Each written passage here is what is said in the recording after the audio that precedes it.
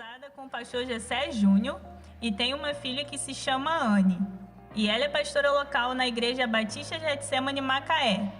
Vamos receber a pastora Isadora Mendonça. Glória a Deus, glória a Deus. Podeis assentar, eu gostaria de uns minutos da sua atenção nesse momento. Você já pode abrir a palavra de Deus em Jonas, o livro de Jonas. Nessa noite, eu quero apresentar a vocês alguns inimigos do propósito. E nós vamos nos livrar desses inimigos nessa noite para que possamos viver plenamente o propósito de Deus para a nossa vida. Amém? Jonas capítulo 1, versículo 1. Jonas capítulo 1, versículo 1. Quem abriu diz amém. Quem abriu diz amém. Então vamos estar lendo. Jonas capítulo 1, versículo 1 diz assim: A palavra do Senhor veio a Jonas, filho de Amitai, dizendo: Levante-se, vá à grande cidade de Nínive e pregue contra ela, porque a sua maldade subiu até a minha presença. Jonas se levantou, mas para fugir da presença do Senhor, para Tarsis. Desceu a Jope e encontrou um navio que ia para Tarsis. Pagou a passagem e embarcou no navio para ir com eles para Tarsis, para longe da presença de Deus. Vai comigo agora no capítulo 3. A palavra do Senhor veio a Jonas pela segunda vez, dizendo: Levante-se, vá à grande cidade de Nínive e pregue contra ela a mensagem que eu lhe darei.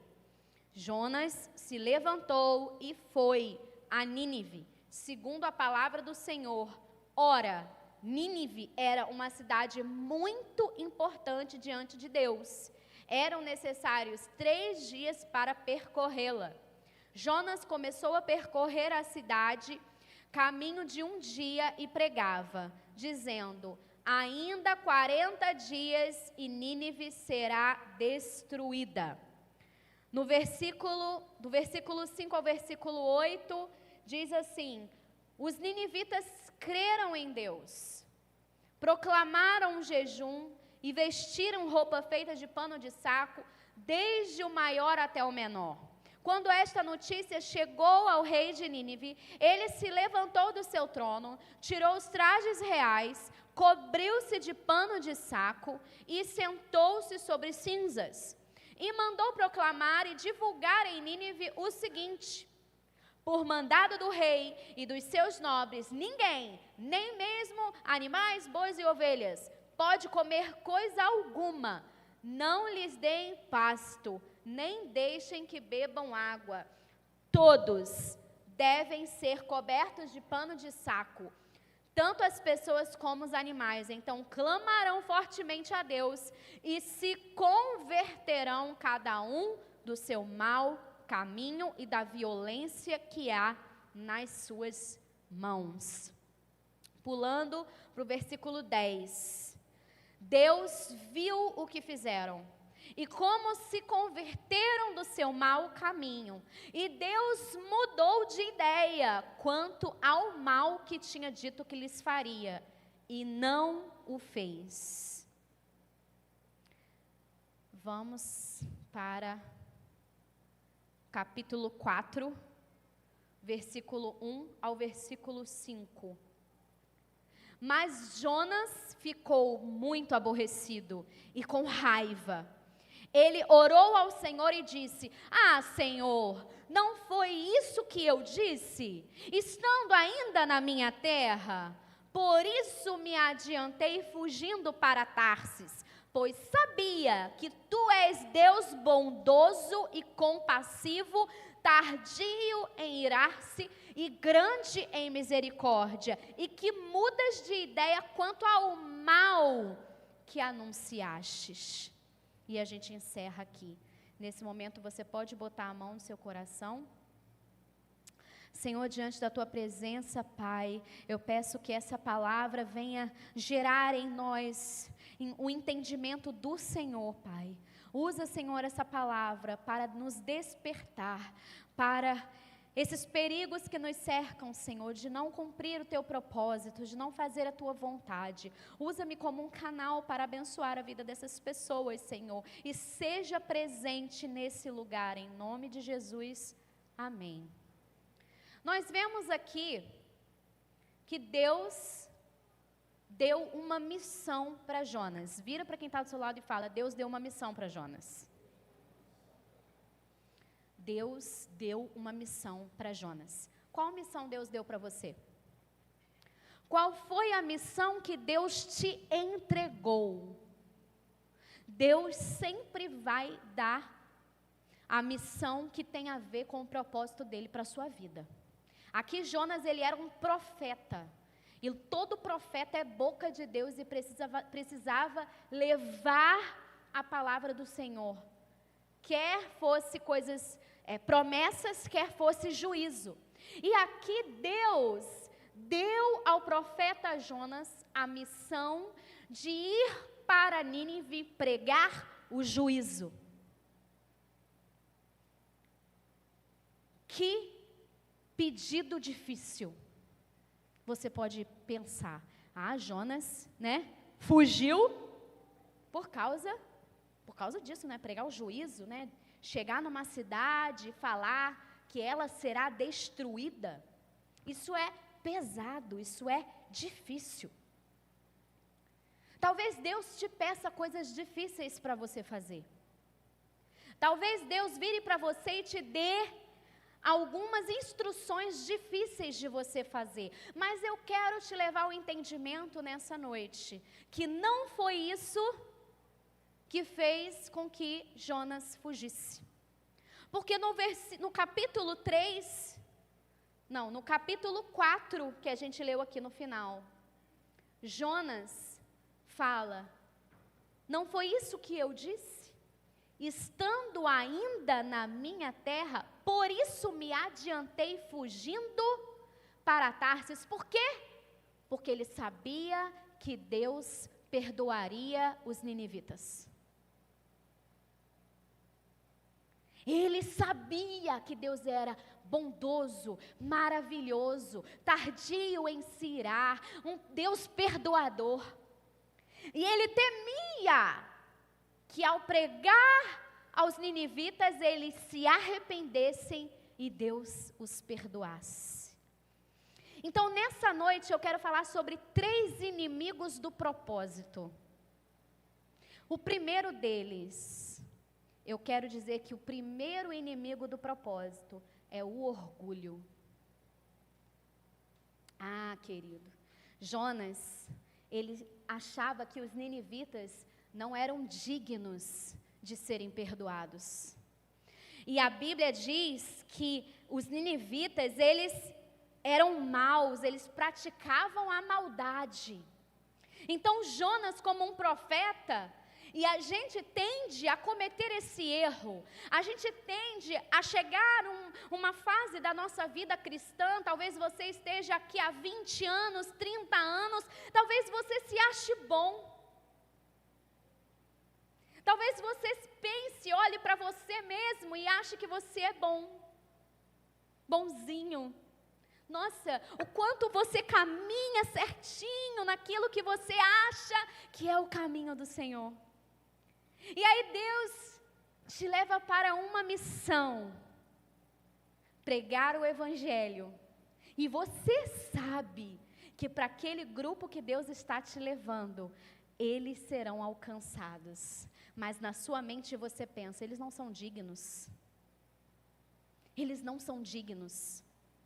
Eles não merecem ser perdoados. Eles não merecem ser salvos. Porque muitas vezes, o maior inimigo dentro de nós é o orgulho. E geralmente a pessoa orgulhosa não admite. Porque o orgulho é essa falsa sensação de que você é bom, de que eu sou bom, sou boa, e que existe algo em mim e que faz com que eu seja melhor do que os outros, ou mais digna do que os outros. Então, o primeiro inimigo do propósito é o orgulho. Aqui, a gente está falando sobre Jonas. Jonas era quem? Jonas era um profeta. Jonas, ele estava recebendo de Deus a missão de ir para Nínive. E ele vai e vê lá no mapa dele qual é o caminho oposto ao de Nínive. E vê Tarsis. Tarsis era umas ilhas, uma ilha que era no lado oposto de Nínive. Então ele pega um barco e ele vai para Tarsis. Eu achei interessante que ele vai, a Bíblia fala, né? Aqui em Jonas fala, não, vou para Tarsis, vou para Tarsis, vou para Tarsis. Como se ele estivesse se convencendo. Eu não vou para Nínive, eu não vou para Nínive, eu não vou para Nínive. E às vezes Deus chamou você para uma missão e você eu não vou fazer essa missão, eu não vou fazer essa missão, eu não vou fazer essa missão. Mas a primeira barreira que está fazendo com que você fuja do propósito de Deus é o orgulho. Você acha que você adora a Deus, você acha que você glorifica a Deus porque você é muito bom em sua própria força. Deus me livrou, Deus me libertou e agora eu sou uma pessoa boa, eu posso pregar o evangelho, eu posso louvar, eu posso cantar, e eu posso escolher quem merece e quem não merece, porque era isso que Jonas estava fazendo.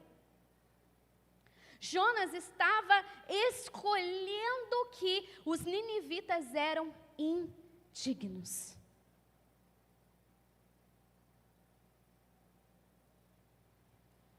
Então, nessa noite, eu quero chamar a sua atenção. Eu quero que você, se você puder, olhar para si mesmo.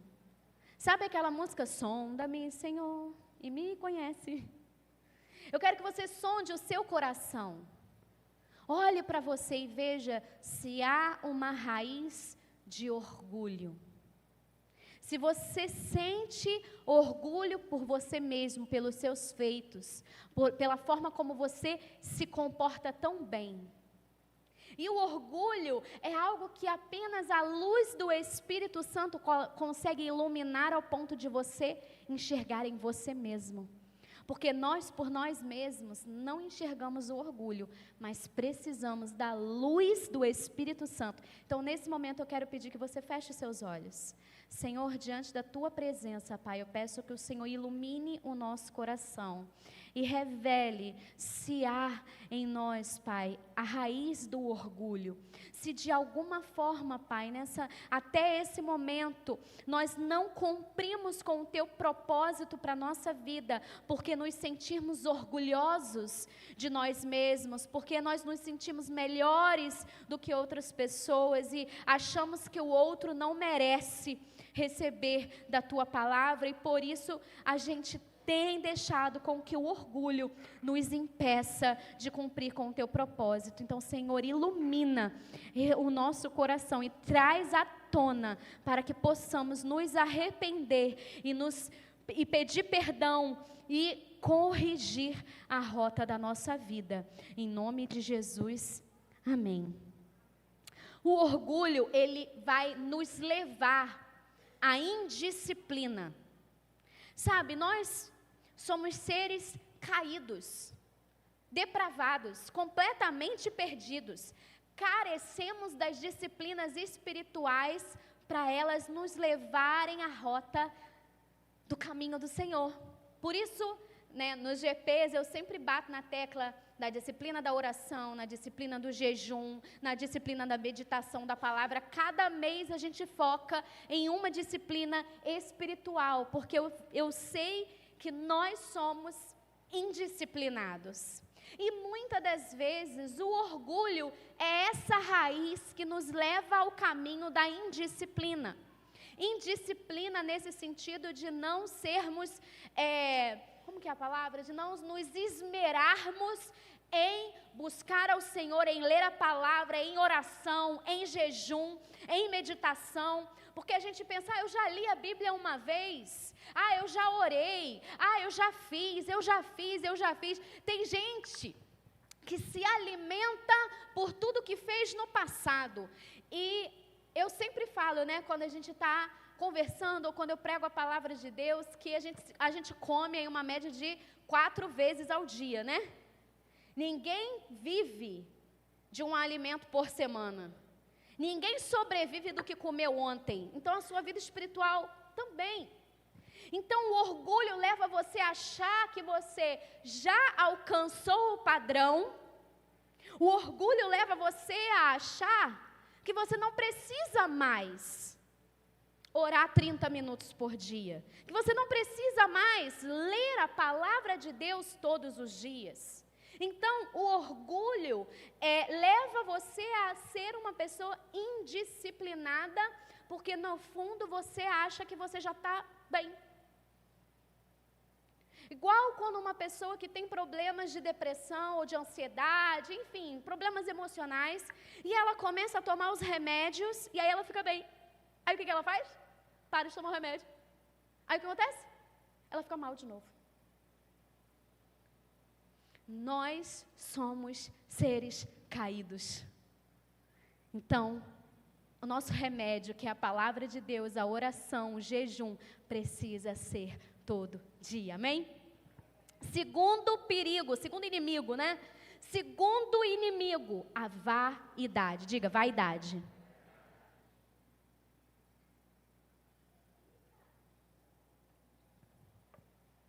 Jonas, ele se considerava superior. Jonas, ele se considerava melhor. E ele não queria ter que voltar com a palavra dele. Muitas das vezes, Deus vai nos fazer ter que voltar com a nossa palavra. Por amor às pessoas. Por amor aos filhos de Deus. Por amor ao propósito de Deus, talvez você vai ter que voltar com a sua palavra. E aí talvez a sua vaidade vai gritar, como que eu vou voltar com a minha palavra? Eles vão pensar o que de mim? Porque a vaidade, ela nos leva a nos preocuparmos com o que os outros vão pensar de nós. A vaidade nos leva a viver pelo caminho das aparências. O que vão dizer de mim? O que vão falar de mim? A vaidade. Eu lembro que quando eu li Eclesiastes no ano passado, eu fiz umas reflexões, uns estudos em Eclesiastes, e o escritor, o rei Salomão, que foi um grande rei, e ele falava, tudo é vaidade.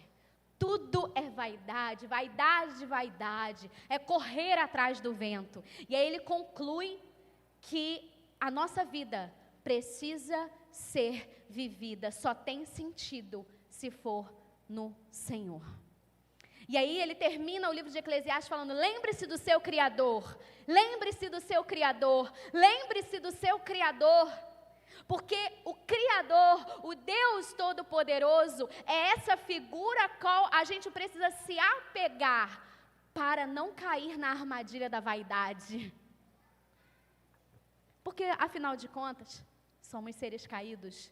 E a vaidade, assim como o orgulho, é algo que até às vezes nossos familiares nos ensinam a ter.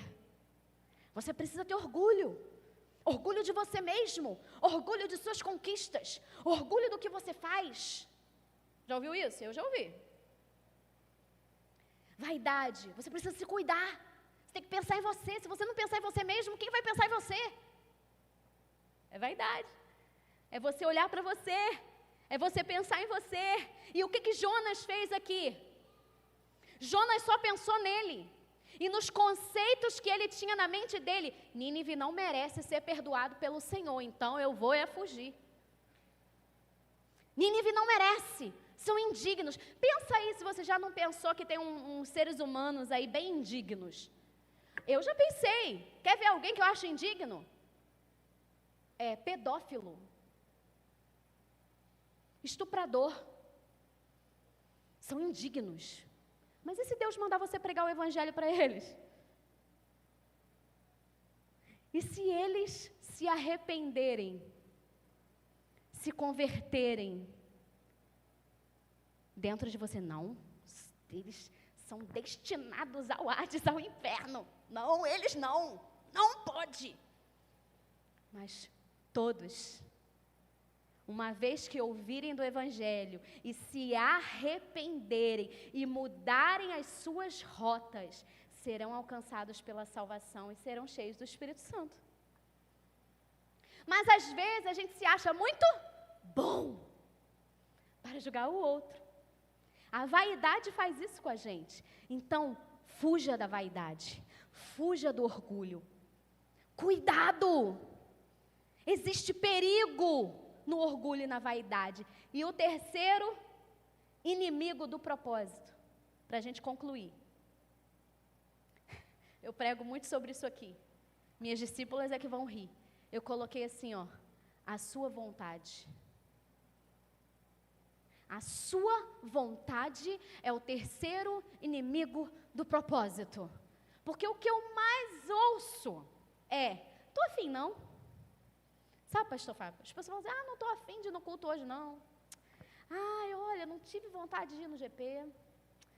Tô com vontade não.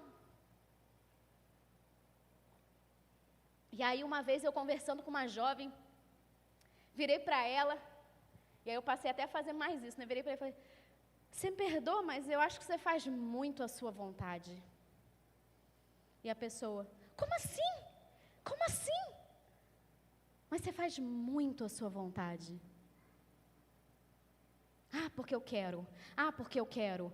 Porque eu não quero. Porque eu estou afim. Porque eu estou animada. Porque eu estou desanimada. Querido, fazer a vontade de Deus, cumprir o propósito, não tem a ver com a sua vontade. Não tem a ver com cumprir, com você ter um compromisso e ir fazer segundo o compromisso que Deus te deu. Não tem a ver com você estar com vontade ou não. Então, o terceiro inimigo do propósito, a sua vontade. E a sua vontade te leva para longe de Deus. Porque aqui em Jonas, capítulo 1, voltar aqui, Jonas vira e fala, no versículo 3, mas Jonas fugiu da presença do Senhor. Jonas se levantou para fugir da presença do Senhor. Jonas fugiu da presença do Senhor, porque ele foi fazer a vontade dele. Então, o orgulho, a vaidade e a sua vontade são os três inimigos do seu propósito. Deus levantou você para uma missão. Deus comissionou você. Nessa semana eu fiz uma série de lives em que quem assistiu as lives? Glória a Deus. Onde eu falei sobre o propósito primário, que é glorificar a Deus. E depois eu falei sobre o propósito secundário, que é ide, pregai o evangelho, batizando a todas as nações, fazendo discípulo, ensinando os mandamentos, ensinando a obedecer. É para todo mundo. Fala, é para todo mundo. Deus não chamou a pastor Isadora apenas. Deus não chamou o pastor Fábio apenas, não. Deus chamou todo mundo que está aqui dentro. Deus chamou você. Deus chamou você. Ide, vá, vá, vá. Vá. E cuidado com os inimigos do propósito. Vamos decorar quais são os inimigos do propósito? Primeiro? Segundo? Terceiro? O terceiro ficou meio fraquinho. Cuidado com a sua vontade. Cuidado. Nós não podemos nos mover pela nossa vontade. Afinal de contas, você só vai trabalhar quando você está afim. Toda segunda-feira você acorda, yes, vou trabalhar. Não. Você vai porque é um compromisso que você tem, uma missão que você tem de sustentar a sua família. A mesma coisa é a vida espiritual. Você faz porque sem você não tem como viver. Não há vida fora de Deus. Não há sentido fora de Deus. Não há. Então, cuidado com os 3 inimigos do propósito. Pastora, como eu venço cada inimigo? Como você vence o orgulho? A humildade vence o orgulho. Você viu que existe raiz de orgulho dentro de você? Você identificou? Então, você começa a se colocar na presença de Deus e fala: Senhor, faz com que eu seja humilde. Me dê humildade. Me dê humildade. Me dê humildade. Tem um versículo na Bíblia que fala: pedi e dar-se-vos-á. Peça humildade. Peça de coração, confessa o seu orgulho ao Senhor, peça humildade a Ele, mas entenda, Deus não vai te dar humildade plim plim, você vai se tornar humilde. Não é pozinho de fada. Deus vai te colocar em situações que você vai precisar exercer a humildade. Não perca as oportunidades de exercer a humildade. Se você tem o costume de deixar a vida te levar, a vida leva eu, para com isso. Seja intencional na sua vida e comece a observar as oportunidades que Deus vai te dar para você praticar a humildade, e eu tenho certeza que você vai vencer o orgulho na sua vida. Amém? Pastora, como que eu venço a vaidade? A vaidade você vence. Entenda, cada inimigo, para você vencer, você precisa do Espírito Santo. Amém? Só com a ajuda do Espírito Santo você vai vencer os inimigos do teu propósito. Então você precisa que o Espírito Santo te ajude a ser uma pessoa humilde. Amém? Como você vence a vaidade? Você vence a vaidade por meio da modéstia, da discrição, da compostura. Equilíbrio. Você precisa que o Espírito Santo te leve ao equilíbrio. Ao equilíbrio das coisas dentro de você. Às vezes a gente acha que o mundo gira em torno do nosso umbigo. Certa vez, as coisas a gente fala, igual eu, falei com algumas jovens já, você está fazendo muito a sua vontade, está fazendo muito à vontade. E às vezes eu falo algumas coisas até direcionada por Deus. E a pessoa fica assim: quem falou da minha vida para a pastora? Quem falou? Quem falou? Alguém falou. Alguém falou da minha vida para a pastora. Porque ela não ia falar aquilo para mim do nada. Então, querido, saiba, equilíbrio. Se eu falei alguma coisa, ninguém me contou não, irmãos. Foi Deus mesmo. E Deus está falando com você. Nessa noite, Deus está falando com você. E para finalizar, como eu venço a minha vontade, Como você vence? Matando ela. Não estou a fim de ir para o culto hoje, mas eu vou. Porque eu não faço a minha vontade, eu faço o que eu preciso fazer. Não quero fazer tal coisa. Vai fazer. Não quero orar. Sabe como que você vai orar? Senhor, não quero orar.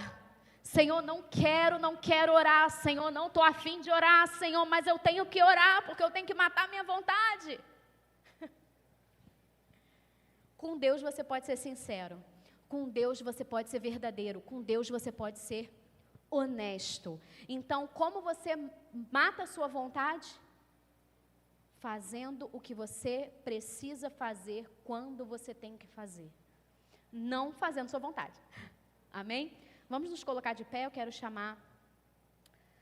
Não quero chamar não, vamos colocar de pé, eu vou estar orando, porque é acostumada com culto normal, né? Mas aí a gente está na conferência, tem um monte de coisa ainda para acontecer, gente. A gente só está começando. Jesus, me segura, senão eu falo muito.